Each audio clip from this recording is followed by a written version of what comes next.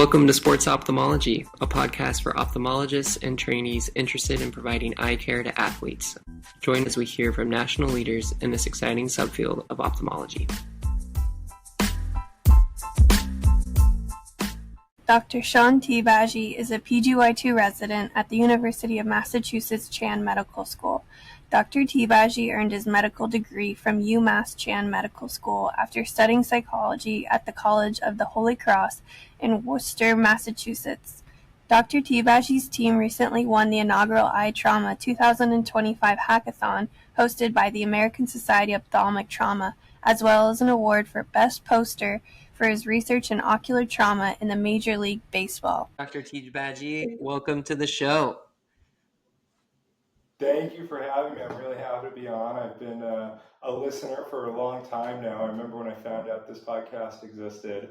So it's a real honor and privilege to be joining you guys. You know, I am happy to be back recording, and I'm also joined by Evelyn, the other host on the podcast. Yeah, of course. Like I said, I've listened to a handful, if not more, of the episodes. I remember hearing people talking about it at AAO last October. So it's definitely a nice moment to be here and be able to talk about what I've been working on and learn more from you guys about what's going on in the world of sports ophthalmology. Yeah, so it sounds like, you found the podcast, but how did you get started and involved in sports ophthalmology? Yeah, that's a great question, Jared. And it's funny because I've had a few people ask me that, but really I think for me the question kind of becomes, how did I get involved in ophthalmology? Sports has been a part of my life since I was a kid. I grew up playing sports. I always joke that if I wasn't a doctor, I would be, first baseman for the Red Sox, but I also don't have any talent, which kind of stood in my way. So I've always loved sports, and I've always just been a big fan of competition and making competition fun. And so when I went into medical school, I think most people that are interested in sports naturally gravitate towards orthopedics, which is kind of I thought I was going to head. I was doing my third year rotations at UMass. We were able to sign up for some electives during our third year. And I had done too many orthopedic electives. So I signed up for an ophthalmology elective because it happened to be down the hall from orthopedics. And I realized by the third day that I really loved ophthalmology because it really was rooted in the reason I went into medicine, which was to help people gain access to their world. And so when you think about humans, almost all of us on this world are visual creatures. And we process our world, we process our loved ones, we process the games we play visually. And so that's how I kind of fell in love with ophthalmology. And as I kind of got more and more interested in ophthalmology, I realized that I still liked the trauma aspect of ophthalmology, that I also liked orthopedics, and my love for sports was always there. So this idea of being interested in sports ophthalmology came pretty naturally once I decided on going into ophthalmology. For sure. I think you touched on a lot of things that are important to ophthalmology, and then also how with sports we're just helping people do what they love, connecting with the world around you. I really appreciate that. Yeah, absolutely. And it's really important, I think, to remember, especially during residency, during the long hours, that what we do is help people see. And really what that means is help people do what they love, whether that's spend time with their family and see their grandkids brighter, or if you're an athlete, help you perform at the highest level you can and make sure you get to continue playing the game that you love. I just think that's really the privilege that comes with being an ophthalmologist, is allowing people to access the life that they want to access. So particularly from the study, we're excited to hear about it. I think that the students that are excited to do some research, and then med students that don't know how to do it. And then I think there's lots of med students that like sports. So I think that this is kind of a good niche fit. And, at the American Society of Ophthalmic Trauma, they're always talking about how we need more research on eye injuries and, what we can do to prevent those. And so I think that this is an exciting topic for us today. Yeah, absolutely. I think one of my favorite things is going to these conferences or going into like some sort of networking event or conference call and mentioning my research and having people come up to me excited about it, because not every ophthalmologist is interested in sports, but the ones that are, I think, realize that we have kindred spirits in the ophthalmology world, and then we can't stop talking about it. Yeah, definitely. And you had a great poster that Jared and I just love and we nerd out over at the Ocular Trauma Society conference. And it was regarding increased severity of ocular and oculofacial injuries in Major League Baseball after they implemented a new rule. So just for our listeners, it would be so interesting if we could talk through a little bit about the background of this study and what inspired you to do it. Yeah, absolutely. My first heartbreak, I always joke, was in 2003 when Aaron Boone, who was a New York Yankees player, hit a home run in the championship of the American League against the Red Sox. And, 10-year-old Sean goes to bed basically crying because the Red Sox were this close. Little did I know that Red Sox fans before me had been waiting 85 years until that point, and then 86 until we won the next year. Um, and so, growing up as a Red Sox fan and having these really deep memories from childhood of them losing and then winning and the celebration around that, my family being around the television watching these games, just really made, the Red Sox kind of this undercurrent of how I grew up. And one of the things I learned about growing up was about this Red Sox player called Tony Conigliara. And so he's also known as Tony C. Tony C was one of the best rookies to ever play baseball. And this was before helmets were mandatory in baseball. So he had something like over 20 home runs in his first season, a bunch of RBIs. They thought he was the next best player to ever play. And one game, he got a pitch to his eye. So he was a batter. There was a ball pitched at him, and it hit him right in the eye. And it ended up ruining his career. He only played a handful of games after that, and he was never the same. And, kind of to touch on that point about accessing life again, it ruined his career. But also, if you read kind of in-depth articles about him, you can also see that it really altered his life, the way he viewed himself, the way he spent his time, what he devoted himself to. And, Red Sox fans went through 86 years of loss, and there's a lot of memories of the things and the times we almost had it. And Tony C is one of those examples of when we almost had it. So I heard about him a lot, and there's this famous picture of him with a black eye on the cover of Sports Illustrated that I actually had a poster of in my bedroom growing up. And so the inspiration behind this project was, well, now that I'm an ophthalmologist, I wonder how freak of an accident this Tony C event was. How often is this happening? What is the impact on teams when this happens? And so that's kind of what inspired me to think about this. And it had always been this thought in the back of my head of how could I study this? What could be relevant? And then a few years back, the MLB announced sweeping rule changes to try to speed up the game of baseball. And one of those changes was that they implemented a pitch clock. So before this, pitchers had as much time as they needed between pitches to throw the ball, and batters had as much time as they needed. They kind of did this little dance between the pitcher and the batter, and finally they would agree on when that next pitch could be thrown. This rule said, forget all of that. You have 10 to 15 seconds to throw this ball, and you both better be ready to throw it. And so my question to myself was, when I first heard about this, is, are more people or more players going to get hit by the pitch? And are more of them going to have ocular injuries? So that's what I set out to study. And so, a bit more of the background is that there's been these changes to protective wear in the MLB to protect players from oculofacial injuries. And I also wanted to see how the prevalence of that had changed or if it had an impact on the game. Because like I said, with Tony C, they didn't even have helmets at that time, let alone hard helmets that protected players' ears and had some face protection. So I went to go study this. Basically, I downloaded and went through the injury reserve list for the last 6 seasons of the MLB with some help from Dr. Grayson Armstrong and Dr. Kevin Heinze to create this database of any oculofacial injury in the MLB. And once we had that, we took videos of these injuries and we watched them to analyze where the impact happened with the player, what the mechanism of action was, did they get hit by the pitch, or were they elbowed by a player or something like that.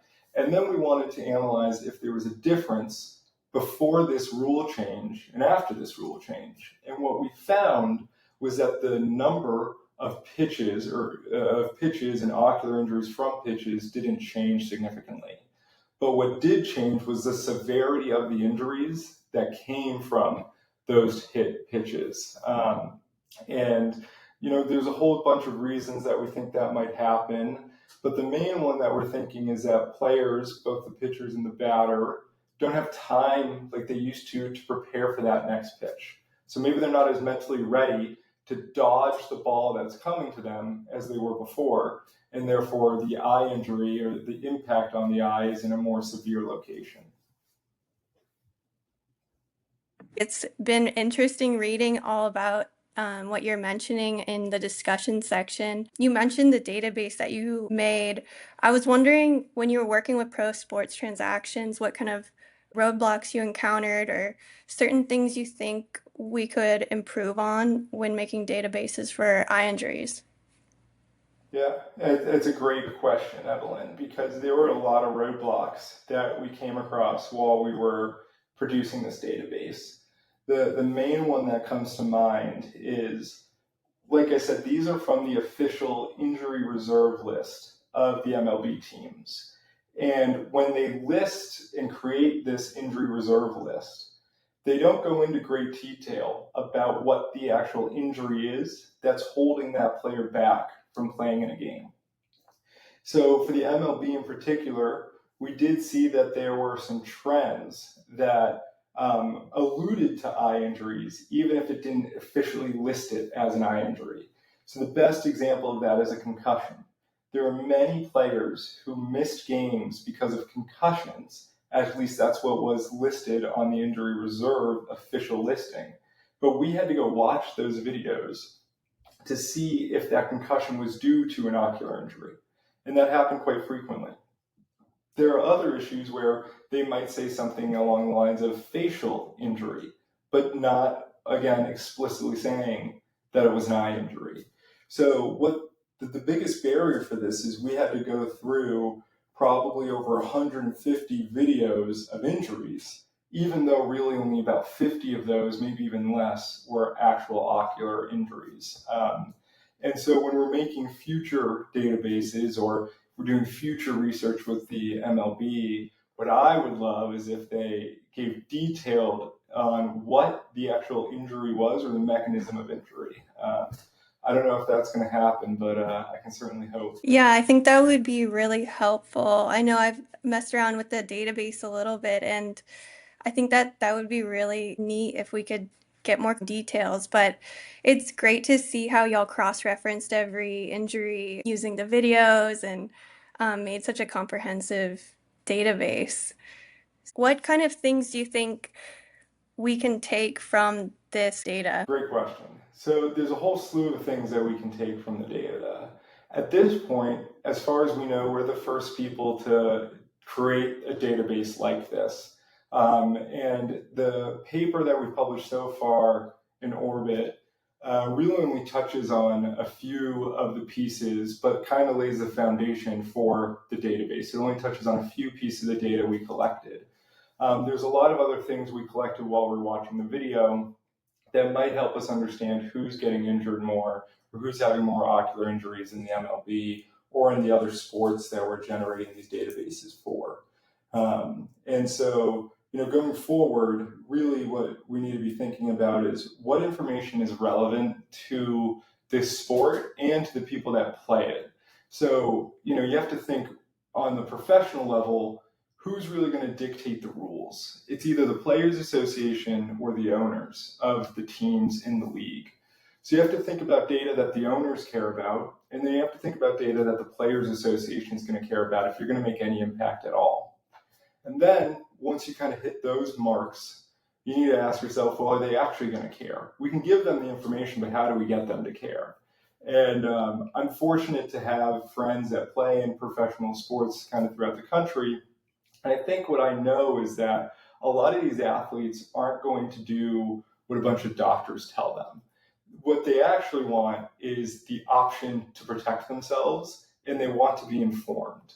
And when you're a 22-year-old professional athlete, 25-year-old professional athlete, you've been spending over 2 decades perfecting your sport. And you have your routines and your idiosyncrasies that you won't let anything get in front of. So what we really need to do is think about how we can communicate our findings to players and to owners in a way that will have an impact, in a way that they'll either listen or even just make a more informed decision about how they're playing the sport. There's so much that I love about this. Like you had this idea, you developed it, and you're also even thinking big picture, what is really going to matter and what is going to make the biggest impact. And I think you really hit it on the head as far as what professional athletes are going to change and willing to listen to. On that same note, the measure of injury severity was days missed. And, I think that that's something that players care about, owners care about. And I think that that's an interesting way to approach it rather than more of a medical approach to it, saying, oh, this XYZ injury is more severe versus another. I don't know if you still have that data in the database as far as exactly what type of injury, orbital fracture versus other. But I think that's an interesting approach that speaks to, the big picture idea of the project. Yeah, I appreciate that. I think I've learned, before medical school and even as I was developing how to be a clinician in medical school, the best way to communicate with people, either directly or indirectly, is to kind of meet them where they are. And so when we write these papers and we collect this data, we're using the information we have as physicians, but I'm also trying to take this perspective of where are these players coming from and what information is going to be relevant to them. I think missed days was definitely the start of that, and some of the other things we're going to publish about soon hopefully hits home even a little more. So I have a friend who works for the Red Sox, and I picked his brain on his thoughts on the results and kind of the big takeaways from the article. And he had a couple of ideas that I thought were really interesting. The first was the speed of pitches is increasing in the MLB as years progress. We're comparing 2019, 2020 pitchers to 2024, 2023 pitchers, which maybe on average they're pitching, 2 miles an hour faster. Maybe batters weren't ready for this. So it would be interesting to look just longitudinally if injury severity is increasing regardless of these rules or not. The other thing that he mentioned was, ocular injuries are just so rare. We're talking about like tens of thousands of pitches that are getting thrown over the course of these seasons. And we're talking about, 10 to 15 injuries or 8 injuries versus 11 injuries happening per season. And so it's just kind of difficult to guess, is this just random chance that, that these things are happening because they're so rare. That's a great point, Jared. I actually really appreciate you reaching out to your friend that works at the Red Sox. There's somebody that works at another MLB team that I've been talking to almost like bi-weekly at this point. And what I've learned is that as a fan of baseball, I have some thoughts, and I might have my own idea about how we analyze the sport. I had no idea that it is somebody's full-time job to know the nitty-gritty details about pitch speed, pitch velocity, pitch rotation, all of these things, and try to come up with comprehensive data about how it's resulting in more wins for their teams. And so I think he has a great point there. We did see if prevalence increased over time, and it had in severity or number of injuries. But I think what he's getting at is a really important point, and that's that this game is always changing. And over the last decade, especially in baseball, but it's honestly happening in every professional sport, the change is driven by data. So these teams are hiring a bunch of data analysts to analyze each movement, each step, each pitch thrown to see how it might result in more wins. And the more we can use that data to inform how it's resulting in injuries for people and injuries that make it so that they maybe can't see a ball as well the next time they step up to home plate, the better. And could it be random chance that the injury happens? It could be random chance that it happens, but it's not random that there is an increase. Just the fundamentals of the data analysis we did showed that it wasn't random chance that there was this increase in severity. And the other thing that kind of goes back to that competitive nature when it comes to baseball and within myself is if you think about how these MLB teams in particular have used sabermetrics or data analysis to win more games, it's by thinking about the small things and how they add up. And so that is, like I said, something that I'm working on to leverage some of their sabermetrics data to see how ocular injuries do impact the overall picture. Because it might be one small injury, but if that injury is always happening to your best player who has, with different data metrics, the best contribution to your wins, well, then that might matter. Or is it happening more in the playoffs to better players? Things like that, where, it is probably a random occurrence that amongst all the number of pitches, but is a random who it's happening to, when it's happening, who knows? And even if it is random, what's the impact of it? And can we limit this random event if we wear preventative headwear or things like that? Yeah, I appreciate that. You're right. There is so much data, and especially in baseball, they're definitely ahead of the curve as far as sports analytics goes. And so it'd be nice if, sports medicine can kind of stay on that same ahead of the curve as far as using all of this data to help prevent injuries and ensure that athletes are protected and taken care of.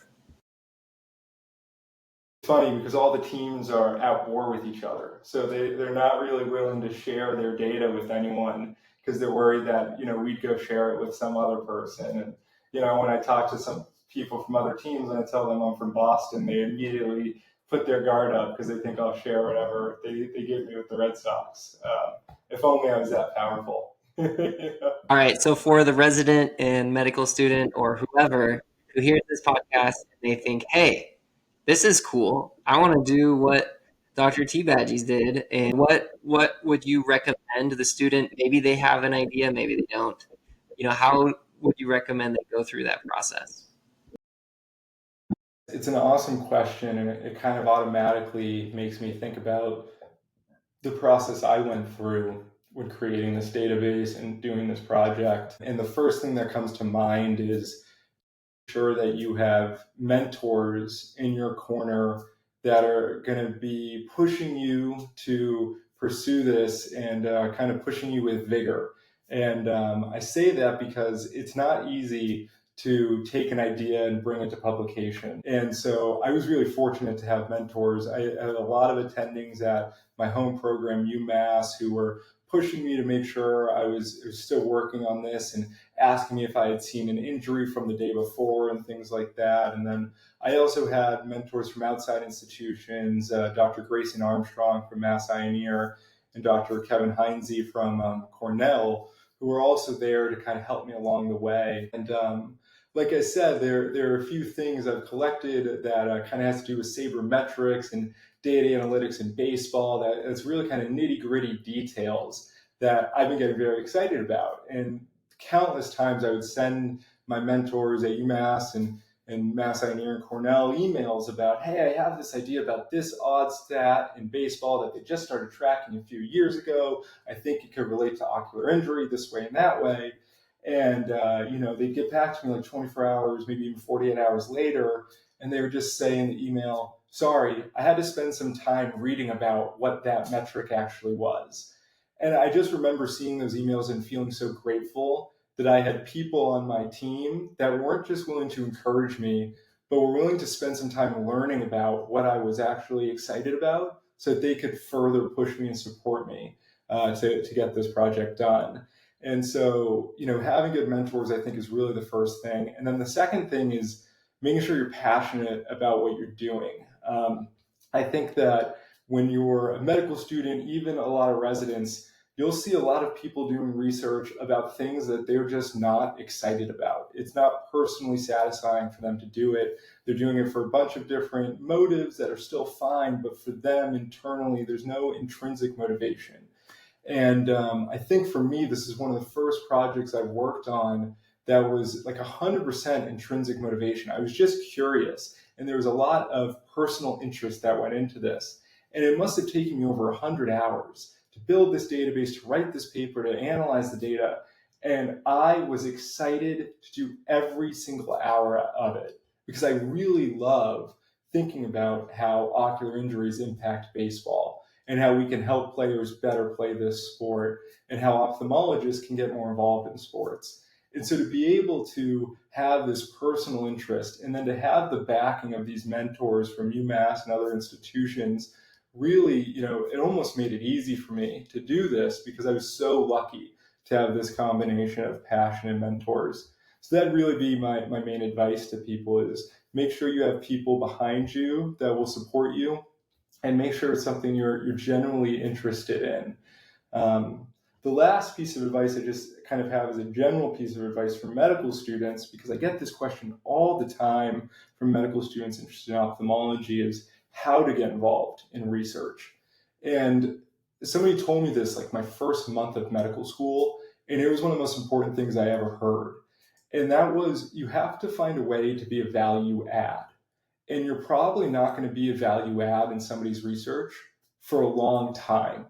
And so if you're invited to a research meeting as a medical student, you need to go. You need to go and you need to listen. And you need to keep going for months until you listen long enough and learn enough about the project until something comes up and you can just chime in. Oh, I can help with that.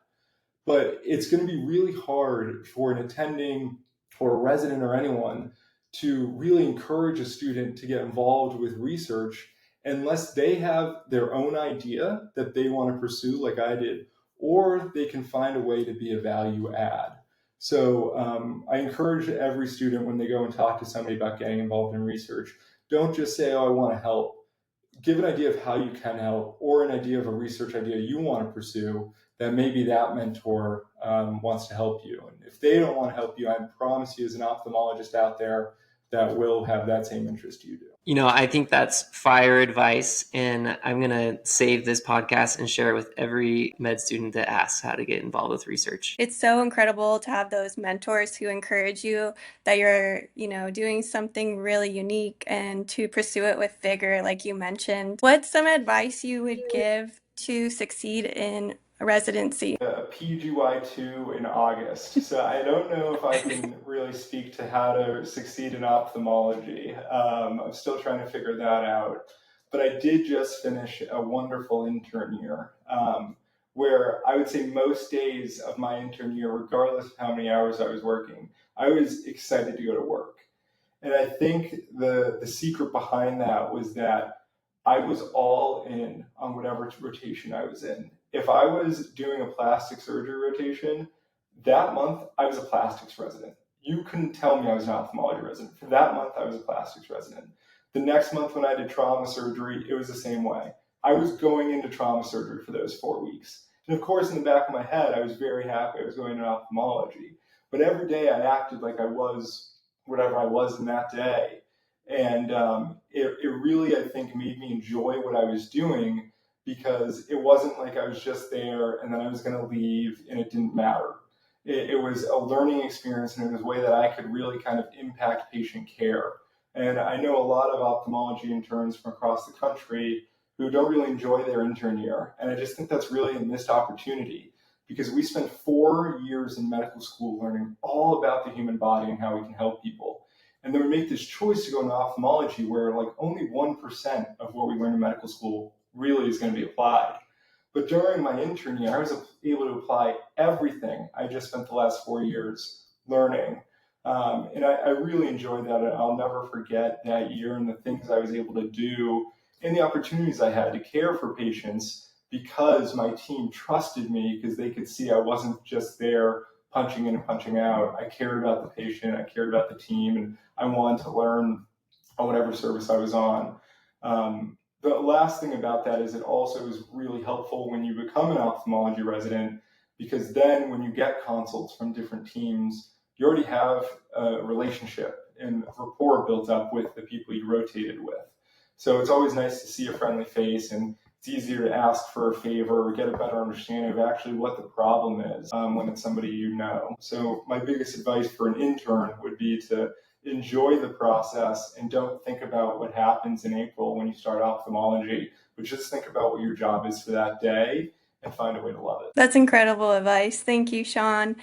And last question is, what is your favorite sport, and do you have a favorite sports team? It's a great question. I grew up as a Boston sports fan. Anybody that has listened for this long probably thinks I'm a huge baseball fan, which I am. But really the thing that I can't miss every year is March Madness, college basketball. And I usually don't have a favorite team. There are coaches I like to follow, but really every year I try to pick a team that I think kind of deserves to win it all, or at least have a run in the tournament that maybe is better than they're seeded, and root for them as much as I can. It's also, I think, perfect for a busy resident where it's few and far between that I have the opportunity to catch a Sox game on TV. But March Madness is a few weekends a year, and for those 3 weeks I can cancel everything other than work and watching college basketball, and that's what I try to do. March Madness, college basketball is my favorite sport, and each year you'll see me donning different colors depending on who's making a run that year. Did you win your bracket group this last year? Well, the problem is that I fill out too many brackets. I have this rule, as we all know, when you're in medicine, it's pretty busy. Life gets pretty busy. So I have this rule for myself where I never say no to joining a March Madness group or a fantasy football league.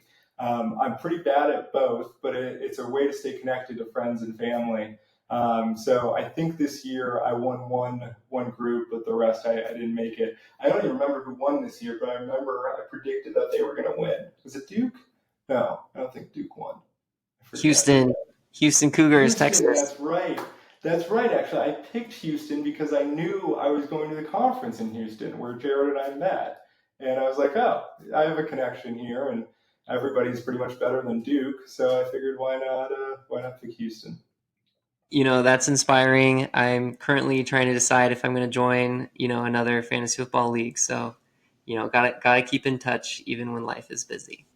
You just have to be willing to come in last place every year. So on that note, we'll wrap up, and thank you for joining us. Absolutely. Thank you guys so much for having me. I could talk about this all day, and I hope you guys were really proud of yourself and excited about getting this podcast off the ground and promoting it, because like I said, I heard about this podcast well before I met either of you, and I know there's a lot of people in ophthalmology very excited about it because you're doing such a good job with it. So keep it up, and if you have any other questions or if any of your guests want to reach out to me, feel free to include my email in the description, and we can always go from there.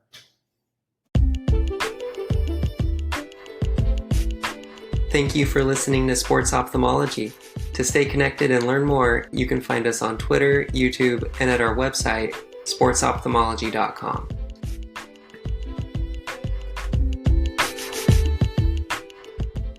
All right.